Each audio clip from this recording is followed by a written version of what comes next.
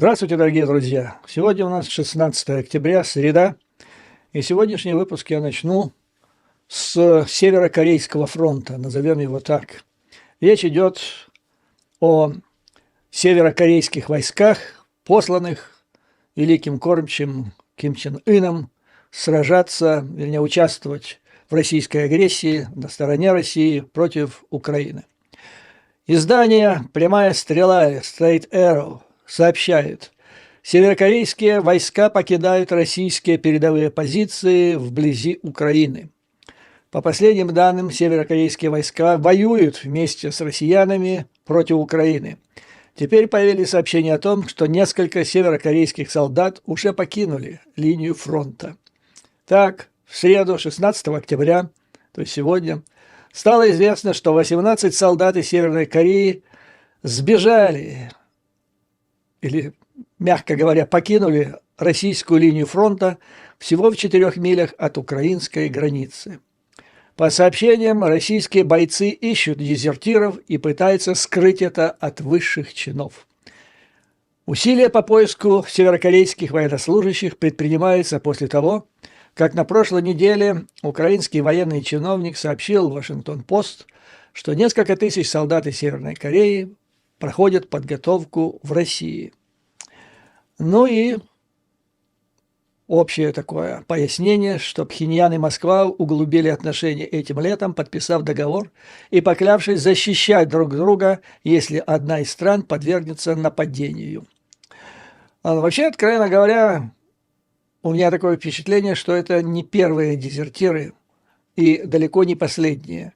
И думаю, что дезертирство может принять массовый характер из этого контингента северокорейского, потому что сбежать из Северной Кореи для многих северокорейских бойцов, видимо, было главной целью. То есть, вы знаете, что многие граждане Северной Кореи пытаются бежать из этого рая в Южную Корею, их отлавливают, подвергают смертной казни, поэтому вот попытка сбежать – это мероприятие с риском для жизни. А тут подвернулась возможность выехать уже за пределы границы, за пределы границ Северной Кореи, ну а дальше там уже как повезет. Поэтому будем ждать вот развития этой тенденции, но я думаю, что военнослужащим Северной Кореи надо бы сменить тактику, потому что они должны жестко понимать, что Раша их выдаст. То есть спрятаться на территории Российской Федерации без знания языка будет весьма сложно, хотя корейцев в России проживает, своих собственных корейцев, российских гражданинов во многих поколениях проживает много, но вот без языка будет очень трудно. И если есть идея, желание сбежать, то, наверное, надо бежать через линию фронта в Украину. Там можно помочь Украине в правом деле, но и за это заслужить невозвращение в свой родной северокорейский рай. Нужно сказать, что вообще вопрос о глобальной оценке вот этого феномена, о том, что Северная Корея послала своих солдат на помощь Российской Федерации, так называемой второй армии мира, нуждается в глобальной, всесторонней и серьезной оценке, потому что, согласно санкциям Организации Объединенных Наций, запрещается перемещение военных грузов, вооружений как из Кореи, так и в Корею. Это включает в себя и военный персонал. То есть это является грубым нарушением соответствующих решений ООН. И Россия, как известно, Россия голосовала в свое время за эти решения, будучи членом Совета Безопасности. То есть тут многогранный вопрос.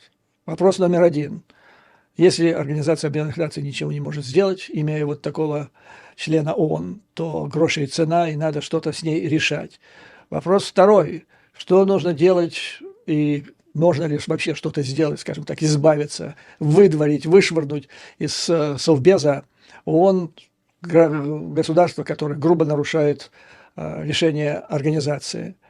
Ну и, наконец, возможно, санкции. То есть Россия в данном случае нарушает санкции ООН, за которые сама голосовала. Это грубое нарушение санкций.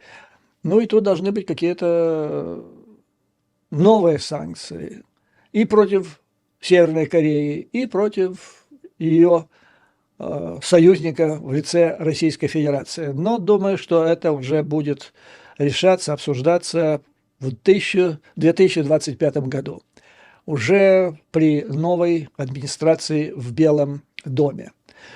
Но нынешняя администрация пытается, как и было обещано, по максимуму сделать все, что от нее зависит, и то, что она наобещала, до конца президентского срока Байдена. Это касается, в частности, и Украины. Сегодня было сообщено, что президент Байден посетит Германию 18 октября. Об этом сообщили представители германского правительства, подчеркнув, что подготовка к этому визиту уже находится в достаточно продвинутой стадии. Это вот вместо того, то есть это будет визит вместо визита Байдена для участия в работе группы «Рамштайн», которая была отменена в связи с ураганом, ожидавшимся тогда ураганом Милтон. Ну и были критики, которые говорили, как это так, это придумал он и так далее. Это не придумал, это суровая правда жизни Соединенных Штатов Америки. Если бы Байден не поехал туда, то его бы сейчас терзали, рвали на части вместе с Камалой Харрис. Трамписты орали, что Украина – чужая страна, деньги для этой чужой страны, разжигание Третьей мировой войны для демократов важнее, чем страшное бедствие, которое нависло в виде урагана Милтон над Соединенными Штатами, в частности, над Флоридой. Когда был отменен этот визит Байдена в группу «Рамштайн», это был шторм 5 категории, то есть выше не бывает. Потом он съехал до 1 категории, но это произошло в течение одной ночи, и никто не мог знать, что он съедет. То есть это произошло, так сказать, де-факто, научно это не было прогнозировано. Поэтому то, что Байден не поехал, это серьезная, реальная причина, никакая выдумка. На этот раз, правда, формат будет другой. Это будет практически государственный визит, но придется его немножко урезать, потому что там же, кроме Олафа Шольца, во встрече, в переговорах примут участие также премьер-министр Великобритании.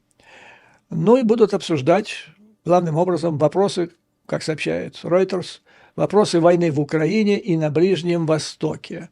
Также не исключено, что будет обсуждаться вопросы дополнительной помощи Украине. Эти вопросы ожидались в рамках Рамштайн, но поскольку он не состоялся, сейчас вполне возможно, эти вопросы будут затронуты. Тем временем Соединенные Штаты, а поскольку там сейчас происходят выборы, то это важная информация, я считаю. Соединенные Штаты, общественное мнение гудит, как высоковольтный провод. Сегодня вышла, наконец-то, книга Боба Вудварда под названием «Война». Ну и появляются различные эпизоды, отрывки из этой книги в средствах массовой информации. Я нашел самый интересный отрывок, тот, который касается Украины. Вопрос о визите директора ЦРУ Бернса в конце, по-моему, это был декабрь 2021 года, то есть накануне агрессии.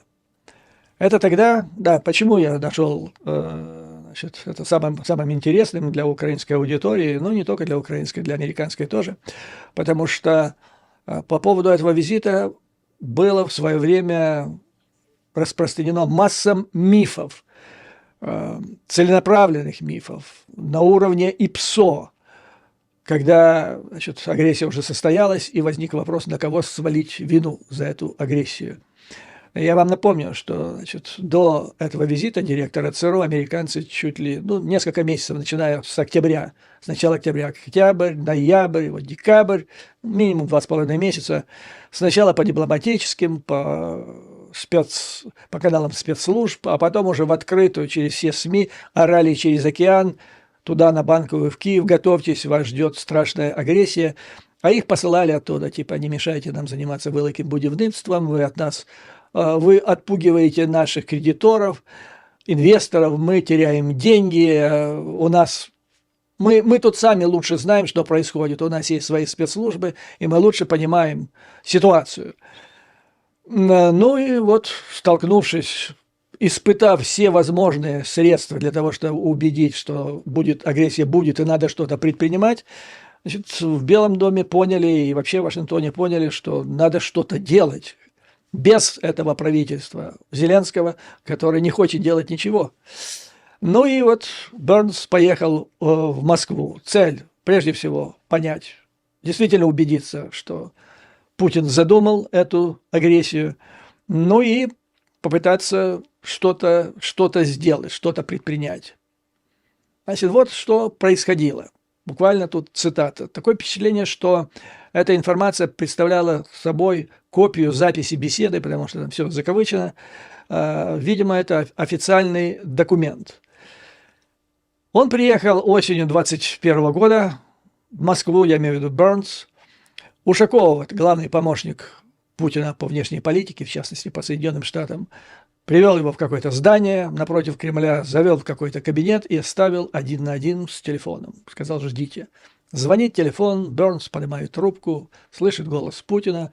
Надо сказать, что 14 лет до того Бернс работал послом несколько лет в Москве, поэтому он общался с Путиным, Путин его поприветствовал, вспомнил эти события, которые были 14 лет назад, и потом паузу решил выслушать, с чем приехал Бернс. Ну, Бернс начал выполнять задания, инструкции Байдена, и вот что он сказал. «Мы встревожены тем, что вы всерьез рассматриваете возможность крупного вторжения в Украину. Это было бы ошибкой. Если вы это сделаете, вот что мы предпримем», сказал Бернс, подробно изложив инструкции, полученные от президента Байдена, изложив разведданные о передвижении российских войск и серьезные меры, которые США готовы предпринять в ответ. Дальше опять идет запись, видимо, официальная этого разговора. «Мы собираемся, внимание, первое, объединить Запад и ввести жесткие, разрушительные экономические санкции. Украина – это суверенное государство, и мы будем продолжать поддерживать ее. Следующее. Мы также скорректируем нашу военную позицию в Европе». Ну, что здесь имеется в виду? Это НАТО. То есть будут приведены определенные механизмы в рамках НАТО, которые будут соответствовать уровню угрозы. Если будет агрессия, то так по большому счету это тревога в рамках НАТО, ну и должно подразумеваться соответствующее передвижение войск, укрепление там и так далее. Детали он не раскрыл, и, видимо, не надо было это раскрывать, зачем раскрывать все карты. Но это сильно. Заявление о том, что мы предпримем соответствующие военные действия в Европе, это сильно. Это не, как потом Бернса обвинили, что он ничего не сказал, он не пригрозил ничем. Вот вам, пожалуйста. То есть он пригрозил военными мерами.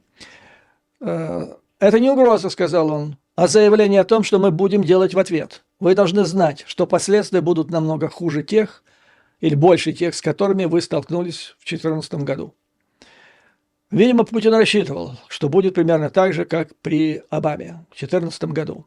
Но я вам должен сказать, что, понимаете, со временем все забывается. Я помню, я сам приезжал в Киев, были возможности решения тогда вопроса, там всего Стрелков ввел не более сотни своих головорезов в Донецкую область, и была возможность там их и закопать, и решить этот вопрос.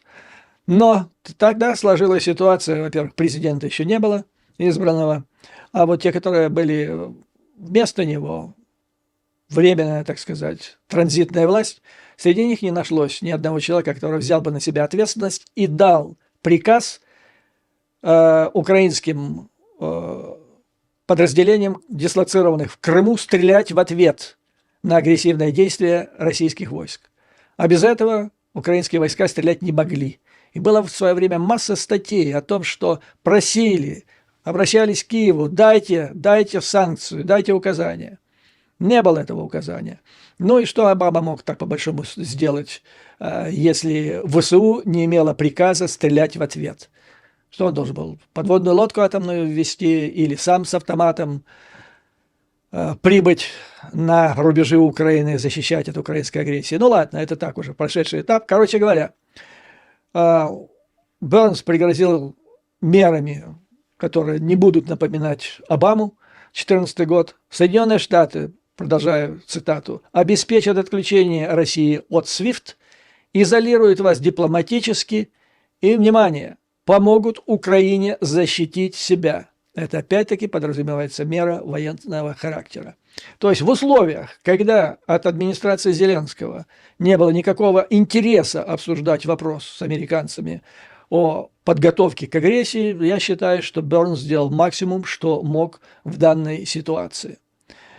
То есть он изложил всю палитру мер, и дальше интересна будет реакция Путина.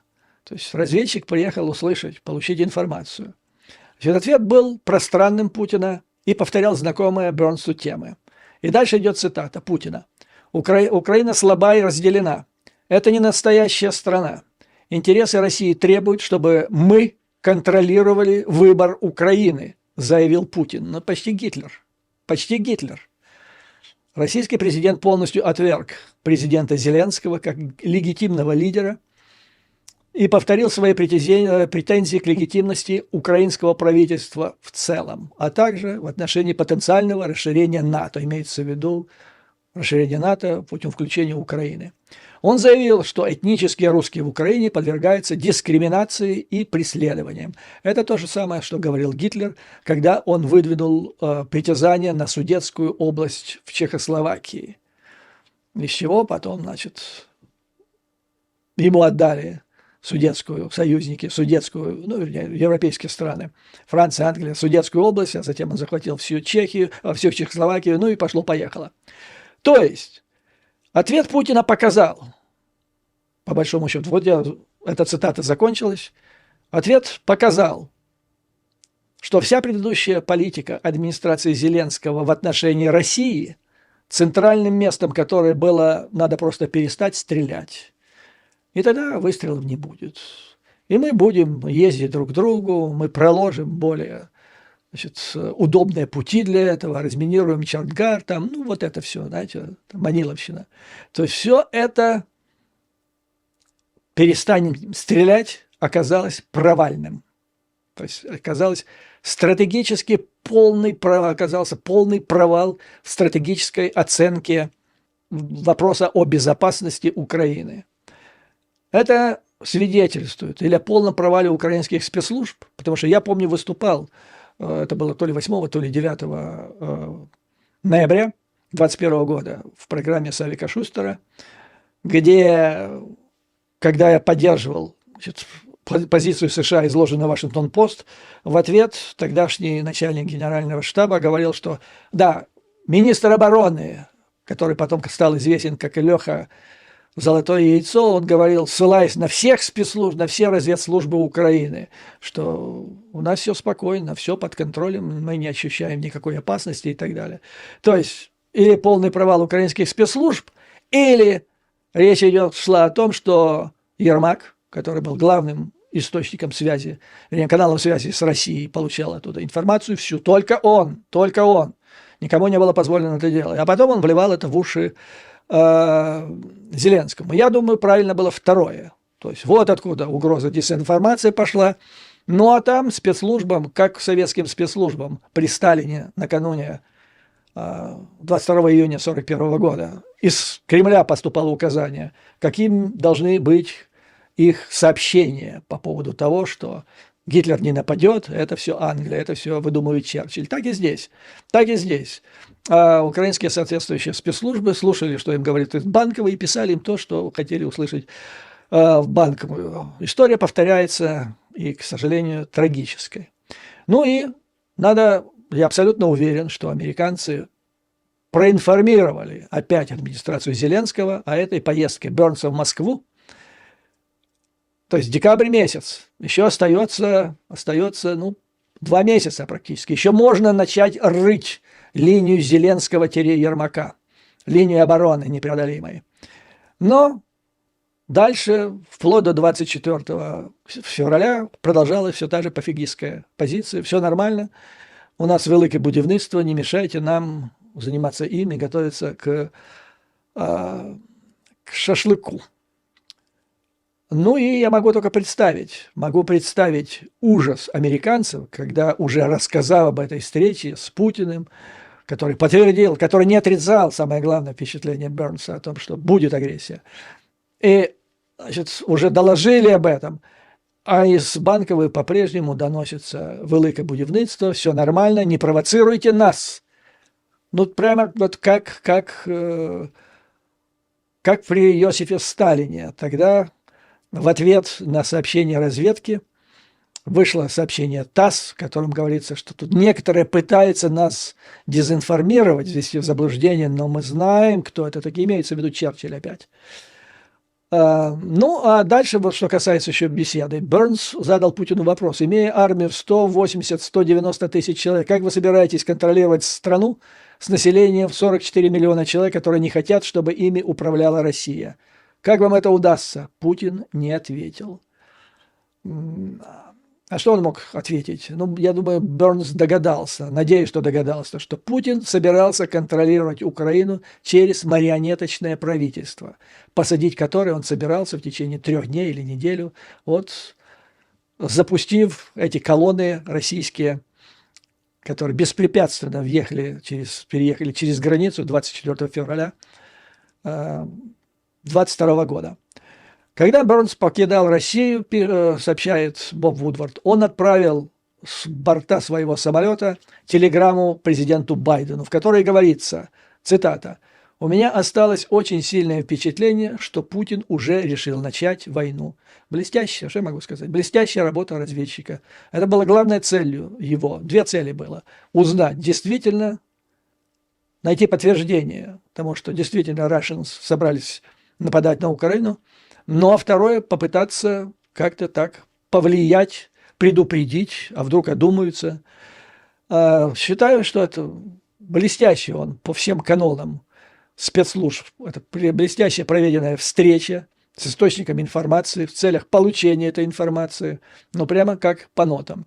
И выжил все, что мог.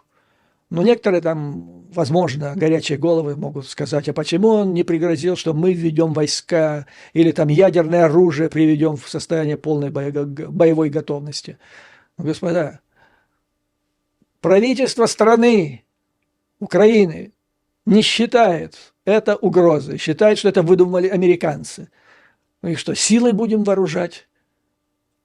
Вводить туда войска свои? Или Путину грозить, потому что Путину, ну, если пригрозил, надо это выполнять. Во-вторых, для того, чтобы предпринимать такие действия более активные, надо запрашивать Конгресс. Да кто же Байдену даст такое разрешение пугать Рашу, ядерную державу, может, она еще не сделает эти глупости, а заранее ее пугать, что мы там вам покажем Кузькину мать, и таким образом доводить ситуацию до Третьей мировой войны. Да это просто невозможно было. Просто невозможно, и все. Бернс выжил все, что он мог сделать из этой встречи. Ну, а потом, когда агрессия состоялась на Банковой, в Киеве, начали лихорадочно искать козла отпущения, кто виноват. Ну, и там придумали, что Бернс неправильно беседу провел, а Буданов, который, находясь здесь, в Вашингтоне, на лечении, за месяца 1,5 ему тут объяснили все к чему. И он в интервью сказал, значит, что да, есть серьезная угроза и так далее. Но прибыв в Киев, он понял, вернее, ему объяснили, что он ошибся, он с этим согласился. А потом, когда состоялась агрессия, он, значит, по-моему, это было интервью Wall Street Journal, где он сказал, что мы ничего не знали, нас никто не предупреждал. Вот единственное, за 2 или 3 дня до агрессии он завербовал Киреева, который на самом деле убежден абсолютно, был российским агентом ФСБ. Но Буданов якобы его завербовал, и тот съездил в Москву, приехал оттуда и сказал, будет агрессия. Но об этом Буданов сказал уже после того, как агрессия шла полным ходом. А до этого он молчал, как рыба. Дальше тема Вудварда продолжается. То есть он сейчас герой номер 1. Издание The Hill, которое освещает главным образом ситуацию на Капитолийском холме в Конгрессе. Вышла статья под заголовком «Вудвард сравнивает Путина с Гитлером и говорит, что российский лидер пытается, цитата, пытается ввести Трампа вокруг пальца». Дальше по тексту. Боб Вудвард сравнил президента России Путина с нацистским лидером Гитлером и заявил, что Путин пытается ввести вокруг пальца бывшего президента Трампа, ставя США в опасное положение в случае, если Трамп вернется в Белый дом. Он беседовал в передаче AC-360 с Андерсоном Купером, известным журналистом в Соединенных Штатах, и там зашел разговор.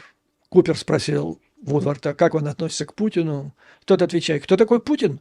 Послушайте, Путин – это Адольф Гитлер 21 века. А потом продолжил. То, что Путин делает в Украине, это не просто нападение на территорию.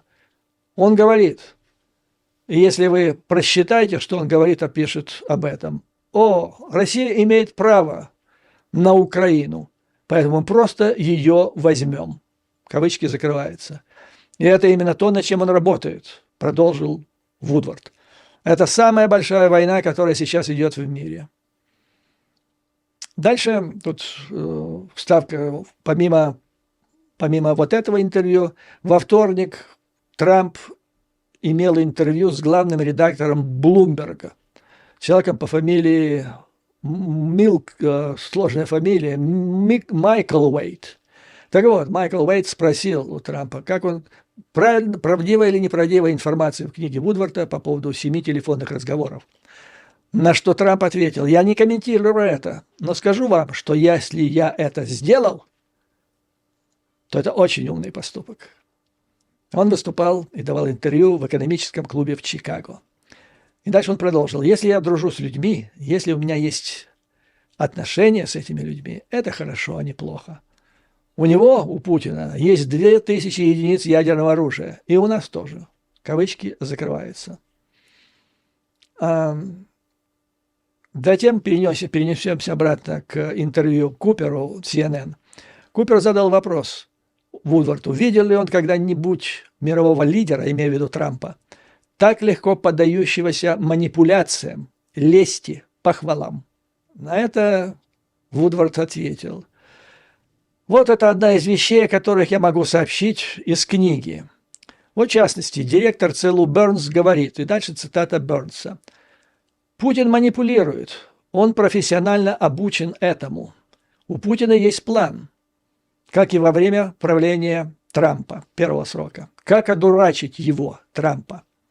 Это не какой-то политический оппонент, говорит, значит, Вудвард о этой цитате Бернса. Это говорит директор ЦРУ, который погружен в анализ, который занимается профессионально этим делом, является одним из самых информированных людей по этому вопросу. И я знаю, у нас очень хорошая разведка. Что пытается делать Путин? Это он пытается разыграть или обвести вокруг пальца, или одурачить Дональда Трампа. Поэтому я думаю, что мы находимся в опасном положении, если Трамп вновь станет президентом. Ну и теперь немножко вернемся к предвыборной кампании. Это уже начались, вернее, уже выборы начались, уже голосования начались. Daily Beast сообщает. Представитель республиканской партии, который является членом целой группы, в которой входит там, по-моему, более 200 человек. Это республиканцы-рейганисты, многие из которых были ближайшими помощниками Трампа, когда он был президентом. Там и два помощника по безопасности, Болтон и Макмастер. Там и бывший министр обороны, по-моему, Эспер. Там бывший госсекретарь Тиллерсон. Этот самый высокопоставленные люди, не говоря уже о чиновниках рангом пониже. Короче говоря, там более 200. Все они ярые республиканцы, но рейганисты. Они за вот эту партию, а не за то, во что ее превращает Трамп. И они образовали группу «Республиканцы против Трампа». И они выступают в ходе этой предвыборной кампании в качестве предупреждения американцам, что этого Ну, не потому, что он там хороший, плохой и так далее, не потому, что он там тарифы – это чушь или еще что-нибудь. Он опасен стране с точки зрения национальной безопасности. Извините за тавтологию. Так вот, значит, эти люди, большая компания их, едет в Пенсильванию. И сегодня там должна быть символическая встреча, и должно быть целое, ну, типа, как американцы устраивают шоу. Они начнут его в том месте, где в свое время генерал Вашингтон, этот первый потом президент Соединенных Штатов со своей армией, он пересек реку Делавер и начал наступление, которое против, значит, британской армии, которое привело к победе, ну и образованию Соединенных Штатов и так далее. Короче, это святое место. Вот там они начнут. Так вот, одна из их представительниц дала интервью The Daily Beast и предсказала, что молчаливое большинство американцев, который включает в себя и республиканцев, оно за Харрис и победит. И дальше цитата.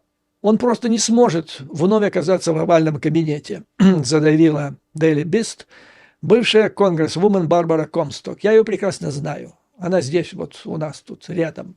И когда Трамп был президентом, она была конгрессвумен тогда. Человек очень опытный. Почему я считаю целесообразным, имеющим смысл, значит, привести вам ее мнение? Потому что это уникально опытный, ушлый бюрократ.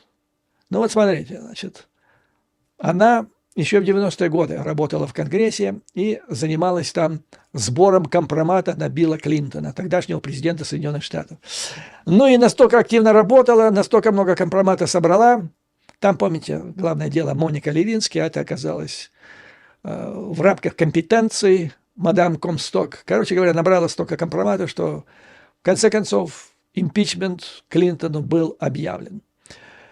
Получил он его. Ну и потом она заслужила внимание и получила от штата Вирджиния, одного из избирательных округов, место. Она это место выиграла. Повторяю, Трамп сидел в Белом доме. Она никогда не голосовала, правда, за Трампа, потому что она была в одном избирательном списке на выборах 2016 года. Она в 2020 году она тоже не голосовала, когда Трамп уже проиграл, не голосовала, потому что уже подцапалась она с Трампом, с трампистами. Но надо сказать, что она никогда не голосовала и за демократов. Вот это первая ее принципиальная позиция, с которой сложилась на основании всего, что она узнала о Трампе и о тех, значит, представителях республиканской партии, которые вокруг него. Это МАГА. Прежде всего МАГА, естественно. Так вот, почему она предсказывает победу? Вот ее цитата. «Я думаю, что есть молчаливая группа женщин, которые будут переползать через разбитое стекло, чтобы проголосовать против Трампа. И они спокойно проголосуют за Харрис». Ну, гражданам Соединенных Штатов понятно этот пассаж, потому что вопрос о абортах – это вопрос где-то так номер один, номер два. А для женщин многих номер один в Соединенных Штатах, номер один в этой предвыборной кампании. Потому что Трамп и вся верхушка, сейчас вот эта МАГА, они выступают за полный запрет этих абортов на территории Соединенных Штатов Америки. Ну и тут, естественно, демократы рисуют страшные картины. Я даже не буду их обсуждать. Короче говоря, это тот вопрос, который, как считается, заставит женщин пойти и дружно проголосовать против Трампа. Помимо Комсток, среди этих республиканцев, которые присоединятся к Харрис в этом деле, будут бывшие помощники Трампа, экс-губернатор штата Нью-Джерси, Уитман, ряд бывших членов Конгресса от республиканской партии, включая Адама Кинзингера. Вы, наверное, слышали неоднократно эту фамилию из моих уст, потому что это один из самых таких был твердых сторонников Украины, помощи. Он как лев боролся за все законопроекты в Конгрессе, которые предусматривали выделение очередного пакета помощи Украине. Бывший военный, чрезвычайно умный человек. Потом он посмотрел, во что превратилась эта республиканская партия. в Конгрессе плюнул и просто не пошел на на выборы в этом году. То есть он, как и Комсток, и целый ряд других республиканцев, твердо высказывается за оказание помощи Украине и подчеркивает, что изоляционизм Трампа, что это такое, вы знаете, да? Это его краеугольный камень предвыборной платформы. Типа Америки нет дела до того, что происходит вне ее границ, мы их закроем, сконцентрируемся на том, что у нас здесь происходит, и заживем счастливо. Что является, как я вам рассказывал в предыдущем видео и до этого, является просто проявлением инфантилизма. Человек не понимает элементарных вещей. Это будет конец Америки. Не дай бог так удастся сделать, это будет конец Америки. Но еще вот что высказал по этому поводу Кинзингер. Нет, простите, это Барбара Комсток. Путин – единственный человек, которого Трамп никогда не критикует. Он будет нападать на каждого мужчину, женщину, ребенка в республиканской партии, но никогда не будет нападать на Путина. Агентурные отношения – то, о чем я вам говорил. И если некоторые наивные люди считают, что Трамп и Путин – это разные вещи, и можно проголосовать за Путина и быть противником, то есть, простите, проголосовать за Трампа и быть противником Путина, то это просто невозможно. Видите, что говорит директор ЦРУ, что Путин манипулирует Трампа. Это агентурные отношения на языке спецслужб. Поэтому, если он будет в Белом доме, то Путин из него выжмет все возможное. Другими словами, голос за Трампа – это голос в поддержку Путина и Российской Федерации. Путина, которого сравнивают, вот Боб Вудвард, легендарная личность, один из самых знаменитых журналистов Соединенных Штатов. Кто не знает, я напомню, это тот человек, который раскрутил Watergate, крупнейший до сих пор скандал в самых высоких эшелонах власти в Соединенных Штатах Америки. То есть его integrity или честность, порядочность, она вне всяких сомнений. То есть его честность и порядочность рядом с Трампом даже близко ставить нельзя. Так вот, это человек, который назвал Путина Гитлером 21 века. И этот человек манипулирует Трампом. Поэтому и говорит директор ЦРУ, что ситуация будет ужасной, и Боб Вудвард говорит то же самое. Ситуация просто будет катастрофическая, если человек, манипулируемый Гитлером 21 века, окажется президентом Соединенных Штатов Америки. Это дико. Это просто подумать об этом и реально представить себе, это просто дикость. Вот на этом, дорогие друзья, позвольте закончить этот выпуск. Как говорится, повторение мать учений. Поэтому я выложу у себя на канале для напоминания, чтобы потом не говорили, ах, забыли, ах, мы не помним, как ждали и как приветствовали избрание президента Трампа в 2016 году в Москве. Какое это было ликование. Я это все выложу в русском, английском варианте. Знакомьтесь, демократия для того и дана, чтобы люди знали всю информацию и сознательно, с учетом всех деталей по возможности, принимали решения. Потому что сейчас решается вопрос, некоторые думают здесь, вот я сужу по тому, что мне пишут в плане обратной связи здесь. Типа там, Бог с ним, Украина, это Бог там, а мы здесь. Вот, поэтому черт с ним, что будет происходить за пределами Соединенных Штатов. Ничего подобного. Вот то, что произойдет 5 ноября и его результаты, от этого зависит прежде всего судьба Соединенных Штатов Америки. Я вам сейчас напомню, наверное, многие помнят, с чего начинался Третий рейх. Фюрер в 1933 году, его партия, она заняла там какое-то 3-е место, даже не 1-е. Это самое успешное ее выступление было во всеобщих выборах. Она заняла 3-е место, никто так абсолютно и не боялся, и не представлял себе никакой опасности. Но потом нацисты уговорили, сделали альянс с так называемой народно-националистической партией, и таким образом сформировали большинство, и все. И на этом демократическая Германия прекратила свое существование, и вы знаете, чем это закончилось. На этом позвольте закончить этот выпуск. Как всегда, слава Украине и вооруженным силам. Враг будет разбит. Победа будет за нами. Вам, дорогие друзья, выдержки, мужества и твердой веры в нашу неизбежную победу.